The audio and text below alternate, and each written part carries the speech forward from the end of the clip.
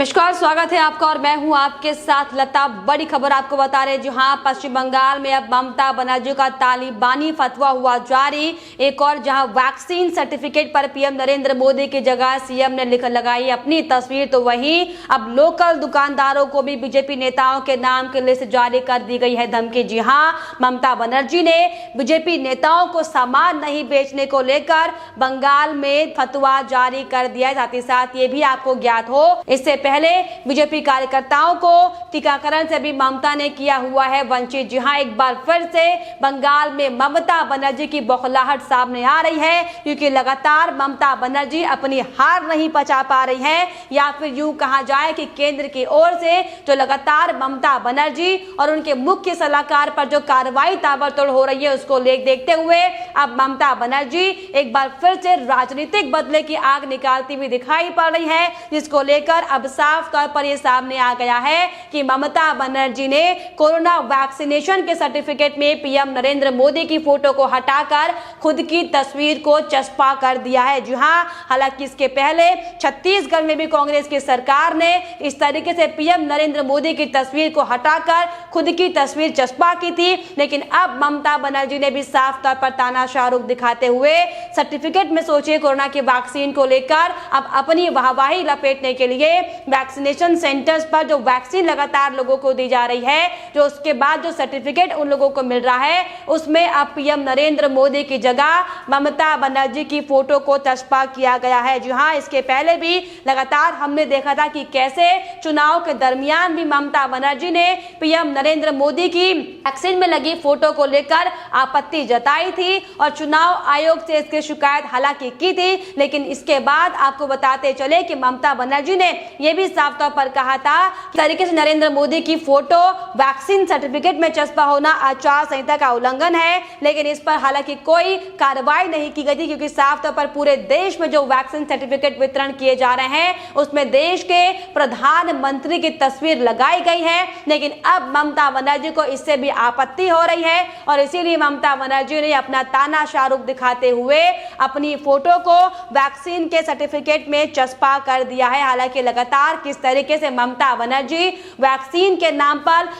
राजनीति करते हुए आई, हम सब ने देखा है, क्योंकि अब तक जो ममता बनर्जी लगातार केंद्र पर सारा ठीकरा फोड़ते हुए केंद्र सरकार से वैक्सीन भेजने की मांग कर रही थी, किस तरीके से अपनी वाहवाही लपेटने के लिए कुछ बीते दिनों वो ये कहती हुई दिखाई पड़ी थी कि प्रदेश में 1.5 करोड़ से ज्यादा लोगों का वैक्सीनेशन किया जा चुका है। लेकिन अब जिस तरीके से ममता बनर्जी अपनी बौखलाहट दिखाते हुए सामने आई है, साफ तौर पर दर्शा रहा है कि ये सिर्फ और सिर्फ राजनीतिक बदले की आग है, क्योंकि लगातार जो पिछले 2-3 महीनों से या यूं कहा जाए पिछले 4 महीनों से जब से चुनाव बंगाल में शुरू हुआ है, तभी से लगातार ममता बनर्जी कैसे बीजेपी को लेकर बौखलाई हुई थी, हम सब ने देखा था। और यही बड़ी वजह थी कि लगातार ममता बनर्जी उस दौरान भी पीएम नरेंद्र मोदी की वैक्सीन पर चस्पा की गई फोटो को लेकर तमाम तरह के सवाल खड़े कर रही थी और वैक्सीन नीति को लेकर भी लगातार मोदी सरकार को घेरने का काम किया जा रहा था। लेकिन अब ममता बनर्जी की असलियत एक बार फिर से सामने आ गई है, क्योंकि ममता बनर्जी जिन्हें प्रदेश में इस समय जो हालात बद से बदतर होते जा रहे हैं उस पर काम करना चाहिए था, तो ममता बनर्जी सिर्फ और सिर्फ अपने प्रचार में लगी हुई है, सिर्फ और सिर्फ अपने टीएमसी के गुंडों को बचाने में लगी हुई है। जी हाँ, इसी को लेकर अब बीजेपी ने लगातार इस पर आपत्ति जताई है, जिसको लेकर भाजपा के वरिष्ठ नेता और राज्य प्रवक्ता समीक भट्टाचार्य की प्रतिक्रिया सामने आई है। उन्होंने साफ तौर पर ममता बनर्जी पर हमला बोलते हुए कहा है कि टीएमसी प्रधानमंत्री पद की गरिमा को स्वीकार नहीं कर रही है। उन्होंने साफ तौर पर आगे ये भी कहा कि टीएमसी एक अलग निर्भर देश की तरह व्यवहार कर रही है। शायद ममता बनर्जी ये भूल जाती है कि आप हिंदुस्तान के अंदर ही एक राज्य है पश्चिम बंगाल, उसकी आप मुख्यमंत्री हैं, लेकिन अक्सर वो लगातार हिंदुस्तान से हटकर अपने देश से हटकर अपना एक तानाशाह अपनी अलग दुनिया चलाती हैं। और इसी को लेकर आपको बताते चले कि बीजेपी नेता समीक भट्टाचार्य ने ममता बनर्जी पर हमला बोला है। उन्होंने साफ तौर पर यह भी कहा है कि टीएमसी ये मानने को तैयार नहीं है कि जो ये लोग यहाँ पर रहते हैं वो भारत का ही एक हिस्सा है, क्योंकि जिस तरीके से लगातार ममता बनर्जी ने पश्चिम बंगाल के जो हालात बनाए हुए हैं, लोगों का मौलिक अधिकार जिस तरीके से छीना जा रहा है, जिस तरीके से खुलेआम लोकतंत्र की हत्या की जा रही गई है। और जिस तरीके से ममता बनर्जी जो केंद्र की ओर से तमाम नियम कानून बनाए जाते हैं उसको अपने राज्य में लागू करने से इनकार कर देती है, तो ये साफ तौर पर दर्शाता है कि ममता बनर्जी पश्चिम बंगाल को अपनी दुनिया अलग बनाना चाहती हैं। और शायद यही बड़ी वजह है कि लगातार उनका तानाशाह रवैया बंगाल को बर्बाद कर रहा है। और स्थिति अब यहाँ तक आ चुकी है कि बंगाल में लोगों को अपनी जान बचाने के लिए भागना पड़ रहा है। और वहीं आपको ये भी बताते चले कि ममता बनर्जी की तानाशाह की हद तो तब हो गई जब ममता बनर्जी ने बीजेपी से बौखलाकर 18 बीजेपी नेताओं की सूची चस्पा कर दी है और ये फतवा जारी कर दिया है कि अब इन नेताओं को कोई भी दुकानदार इन्हें सामान नहीं बेचेगा। जी हाँ,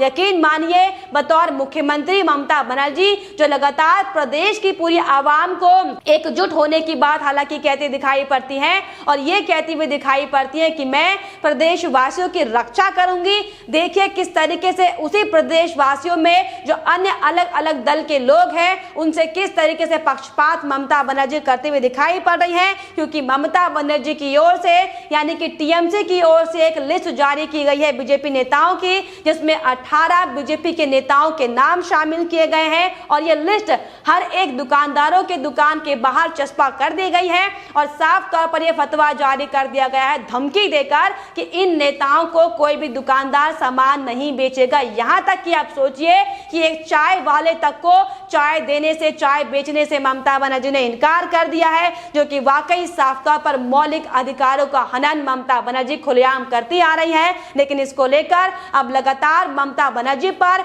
बीजेपी के बड़े नेता, आला नेता हमलावर हैं और इसी कड़ी में केंद्रीय मंत्री निर्मला सीतारमण ने भी ममता बनर्जी पर हमला बोला। उन्होंने साफ तौर पर ट्वीट करते हुए कहा कि ब्लैक लिस्टिंग पर हैरान है। वित्त मंत्री निर्मला सीतारमण ने सीएम ममता बनर्जी से यह सुनिश्चित करने का आग्रह किया है कि पश्चिम बंगाल में सभी नागरिकों की रक्षा की जाए और उन्हें बहिष्कृत या बुनियादी सुविधाओं से वंचित ना रखा जाए, क्योंकि जिस तरीके से लगातार ममता बनर्जी ने बंगाल में जो हिंदुओं का बहिष्कार किया हुआ है, किस तरीके से हिंदुओं को अपनी जान बचाने के लिए बंगाल से बाहर जाना पड़ा, यह हम सब ने देखा था। लेकिन एक बार फिर से केंद्रीय मंत्री, आप सोचिए कि केंद्र के बड़े बड़े नेता एक मामूली सी मुख्यमंत्री से लगातार अपील कर रहे हैं कि वो प्रदेश में शांति बनाए रखें और इसी को लेकर अब साफ तौर पर केंद्रीय मंत्री निर्मला सीतारमण ने भी ये कहा है कि वो इस तरीके से बहिष्कार ना करें और बुनियादी सुविधाओं से लोगों को वंचित ना किया जाए, क्योंकि ये खबरें सामने आई थी, हमने आपको तमाम रिपोर्ट्स भी दिखाई है किस तरीके से ममता बनर्जी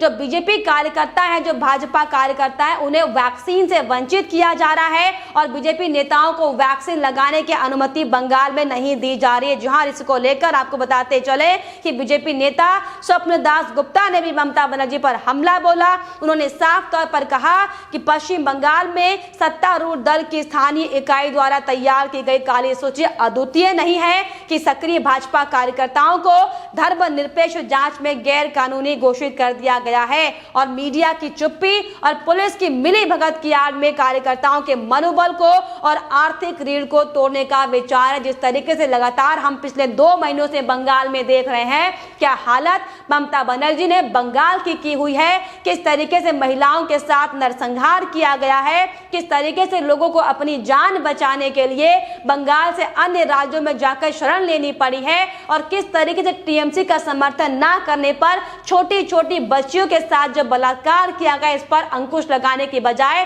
देखिए किस तरीके से ममता बनर्जी ने एक बार फिर से अपने ही टीएमसी के गुंडों को बढ़ावा देने का काम किया, उनका मनोबल बढ़ाने का काम किया। वाकई बेहद शर्मनाक है और इसी को लेकर आपको बताते चले कि बीजेपी नेता स्वप्न दास ने भी ममता बनर्जी पर हमला बोला है। उन्होंने एक और ट्वीट करते हुए साफ तौर पर यह कहा कि स्थानीय तृणमूल कांग्रेस निर्देश के दुकानदारों को निर्देश दिए गए। दरअसल टीएमसी की ओर से उन्हें चेतावनी दी जाती है कि जिन लोगों को सूचीबद्ध किया गया है उन्हें कुछ भी ना बेचे और इसी तरह के निर्देश राशन की दुकानों पर भी भेज दिए गए हैं और ऐसी खबरें भी हैं कि भाजपा कार्यकर्ता कार्यकर्ताओं को टीकाकरण से वंचित किया जा रहा है। तो साफ तौर पर जिस तरीके से बंगाल की जो हालत ममता बनर्जी ने की है, इसको लेकर अब लगातार राष्ट्रपति शासन की भी मांग बंगाल में उठ रही है, क्योंकि लोग साफ तौर पर ये कहते दिखाई पड़ रहे हैं कि बंगाल में जिस तरीके से लोगों के मौलिक अधिकारों को छीना जा रहा है, जिस तरीके से खुलेआम लोकतंत्र की हत्या की जा रही है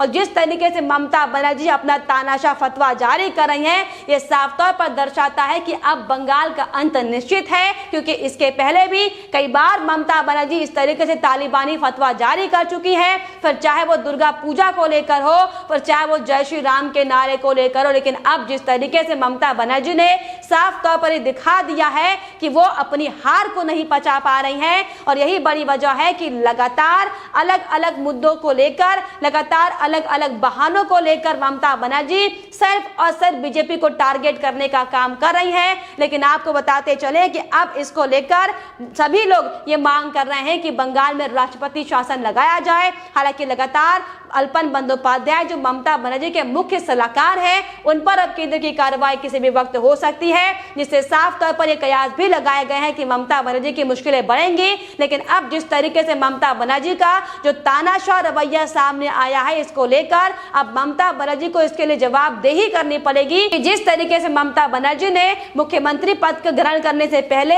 जो बंगाल की जनता की रक्षा करने का जो कसम खाई थी, जो प्रण लिया था, आखिर आज ममता बनर्जी इस प्रण को क्यों भूल गई, उन्हें इसकी जवाबदेही करनी पड़ेगी। लेकिन इन सब के बीच आपको बताते चले कि ये ममता बनर्जी का असली चेहरा है जो लगातार बार बार बंगाल में सामने आ रहा है। लेकिन अब किसी भी वक्त ममता बनर्जी और उनके जो तमाम आला अफसर है उन पर कार्रवाई होगी, क्योंकि सिर्फ और सिर्फ पुलिस अधिकारी और इनके इशारों पर भी लगातार बंगाल में इस तरह का कुकर्म किया जा रहा है। लेकिन अब ये देखने वाली बात होगी कि बंगाल में जो ममता ने फतवा जारी किया है, इसको लेकर क्या कुछ प्रतिक्रियाएं अब खुद ममता बनर्जी के सामने आती हैं और इस पर किस तरह की कार्रवाई अब प्रशासनिक अमलों की ओर से की जाती है। लेकिन फिलहाल इस पर आपकी क्या राय है, हमें कमेंट बॉक्स में जरूर लिखिएगा। साथ ही साथ हमारे चैनल को सब्सक्राइब करना भी ना भूलें।